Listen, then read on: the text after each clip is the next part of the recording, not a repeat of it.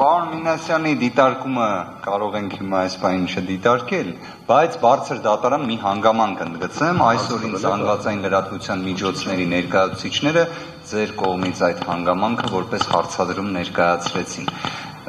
Բոլոր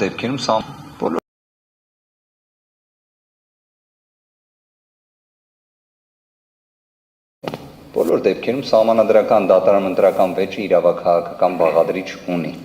Ներկայացնում եմ ուժեղ Հայաստան կուսակցությունների դաշինքին, լսում եմ հարցադրումը։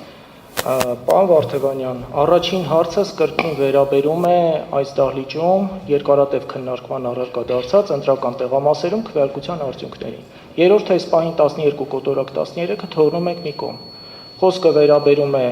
35 կոտորակ 65 եւ 10 կոտորակ 51 ընտրական տեղամասերին, որտեղ քվեարկության արդյունքները, գիտենք, ԿԸՀ նախաձեռնությամբ անվավեր են ճանաչվել ընտրությունների արդյունքները։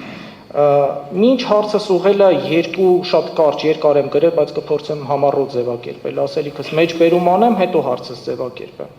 Տեսեք, թիվ 35 կոտորակ 65 ընտրական տեղամասի մասով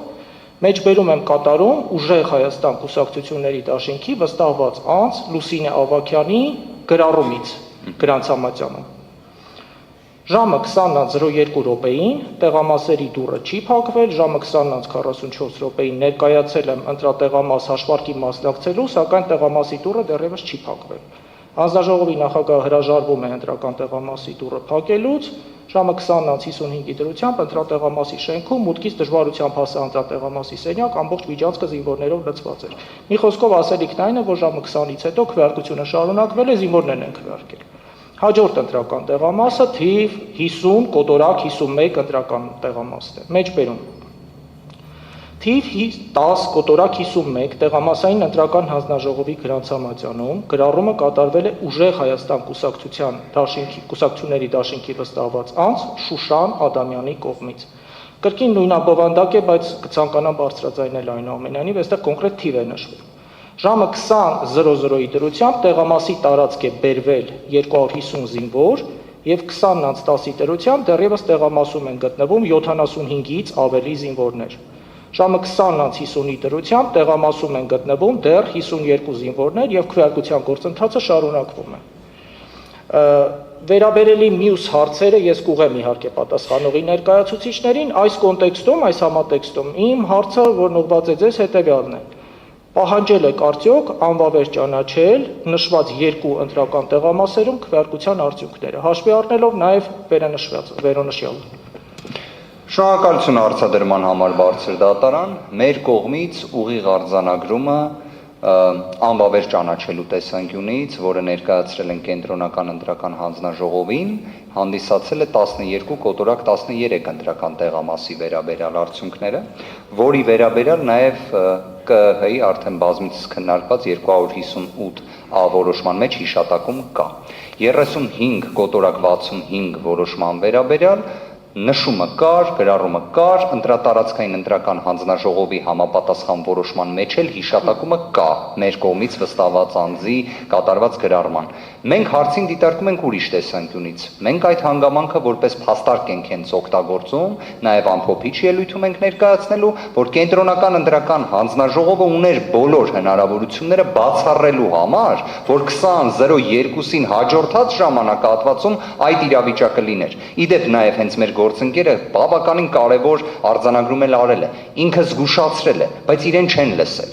Հիմա այդ նույն ընտրական տեղամասի նախագահի ինչի համար չի արձագանքել մեր վստահված անձի հարցին, դա հենց ամբողջ խնդիրն է։ Ինչ վերաբերում է երկրորդ ընտրական տեղամասի վերաբերյալ հանգամանքին, առանձին դրա վերաբերյալ գործողություններ չենք իրականացրել եւ այստեղ նաեւ մի հանգամանք եմ ուզում բացահայտել բարձր դատարանին։ Մեր կողմից թվով 6 հայցադիմումներ են ներկայացվել վարչական դատարան, որոնցից 3-ի վերաբերյալ նաև համապատասխան բողոք ենք ներկայացրել, քանի որ վարչական դատարանի գործողությունների հետ կապված իսկապես ինչպես այսպես ասած հիշատակվել էր ԿԸՀ հայտարարության մեջ, տակտիկական որոշակի գործողությունների շղթա ենք նկատել վարչական դատարանի կողմից, դրան առանձին կանդրադառնանք, եթե հարցը լինի, բայց ամփոփելով ձեր հարցադրման պատասխանը, կոնկրետ մեր գործողությունները վերաբերել են հենց դրանց, բայց բարձր դատարան, սա էլ եմ ուզում արձանագրել, եթե նայենք այն թվային պատկերը մեր կողմից ներկայացված ընտրական տեղամասերի արդյունքները եթե անբավեր ճանաչվեին եւ պայմանական այդտեղ լիներ վերաքվեարկություն, դրան գումարում ենք այլևս 3 ընտրական տեղամասերը, որոնց Պարոն Վարդևանյան, ներողություն եմ խնդրում ձեզ ընդհատելու համար, շատ լավ հասկանում եմ ինչ եք ասելու, ես այդ հարցերը կրկին եմ ասում, կուղեմ ԿՀ ներկայացուցիչներին, ձեր պատասխանը այս պահին ինձ համար հստակ է։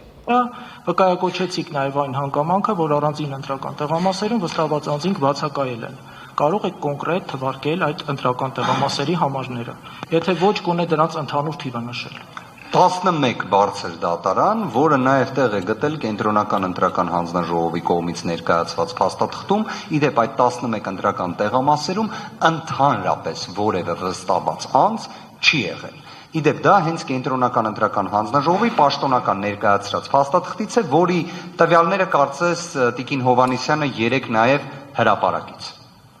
Այսինքն առհասարակ որևէ կուսակցության դաշինքի վստահված անձ հիշյալ 11 տեղամասերում չի եղել։ Այո, բարձր դատարան եւ մեր դիտարկումը դրա վերաբերյալ նա է, որ նշված 11 ընտրական տեղամասերի ընտրական օրենսգրքի վերահսկողական մեխանիզմների տեսանկյունից մեղմ ասած խնդրահարույց։ Շնորհակալություն, պարոն Վարդևանյան, հաջորդ հարցի հետ կապված անկեղծ ասած մտորում էի բարձրաձայնել թե ոչ, որովհետեւ բավականին վերացական է։ Այնուամենայնիվ ես ցանկանում եմ այս հարցը ուղղել հենց ձեզ, հենց Ուժեղ Հայաստան դաշինքի ներկայացուցչին, ակնկալելով հնարավորինս լակոնիկ պատասխան, որովհետև այս հարցի պատասխանը կարող է ժամեր տևել։ Ձեր կարծիքով, ձեր դիրքորոշմամբ, վերջին խորհրդարանական ընտրությունների համատեքստում քաղաքական պայքարը ծավալվել է միջկուսակցական գաղափարական ծրագրային հարթությունում, թե միջանձնային այնուամենայնիվ։ Բարձր դատարան, որպես Ուժեղ Հայաստան կուսակցությունների դաշինքի ներկայացուցիչ, կարող եմ ասել, որ մեր կողմից այն ներկայացվել է ծրագրային տրամաբանության ներքո, ընդգծելով իհարկե քաղաքական պատասխանատվություն ստանձնողին անձին, Սամվել Կարապետյանին, ինչը չեմ կարող բնավ ասել քաղաքացիական պայմանագիր կուսակցության մասով, հակիրճ եմ ձևակերպելու պատասխանը բարձր դատարան, այստեղ ամբողջ խնդիրը նա է, որ քաղաքացիական պայմանագրի կողմից է ատելության խոսքի իրացումը իրականացվել, դրա վերաբերյալ ունենք իրավական փաստական տվյալը եւ այն, ինչ իրացվում է, այդ պահին էլ գործադիր իշխանության ղեկավարի լծակները ունենալու պայմաններում դրա ազդեցության աստիճանը անհամադրելի է որևէ այլ ուժի կողմից նման բառամթերք ծրագրերից նման կերպ շեղվելու իրավիճակի հետ։ Իդեպ մենք կենտրոնական ընտրական հանձնաժողովի նիստի ընթացքում հենց դա ենք բարձրաձայնել, այնպես ինչպես գրվել է Սահմանադրական դատարանի 1606 որոշման մեջ, որ նախընտրական շրջանը դա ծրագրերի, քաղաքական գործողությունների պատկերացումների բախման ժամանակահատվածն է, ոչ թե այն ինչ տեղի է։ Այդ որոշմանը անդրադարձ կկատարվի նաև հիշյալ կոնտեքստում, բայց հարցի հասցեատերը այլ անց կլինի, այսինքն դուք գտնում եք, որ Ուժեղ Հայաստան կուսակցությունների դաշինքը այնուամենայնիվ պայքարը ծավալել է բացառապես ծրագրային կամ գաղափարական հարթությունում, որի վերաբերյալ ունեցել ենք այնպիսի խոչընդոտներ, որոնք էական ազդեցություն են ունեցել ընտրության արդյունքների վրա եւ անհամադրելի են եղել Սահմանադրության 7-րդ հոդվածի հետ, դրա վառ օրինակներից մեկը հենց նույն Սամվել Կարապետյանի տնային կալանքի պայմանն է եւ այն քրեական հետապնդումների ինտենսիվությունը կոնկրետ կալանքը որպես խափանման միջոց կիրառելու միջնորդություններով զուգորդված։ Պատասխանը պարզ է, շնորհակալ եմ, Ուժեղ Հայաստանին հարցեր չունեմ, հաջորդ խումբ հարցերը ուղղված են Բարգավաճ Հայաստան կուսակցությանը։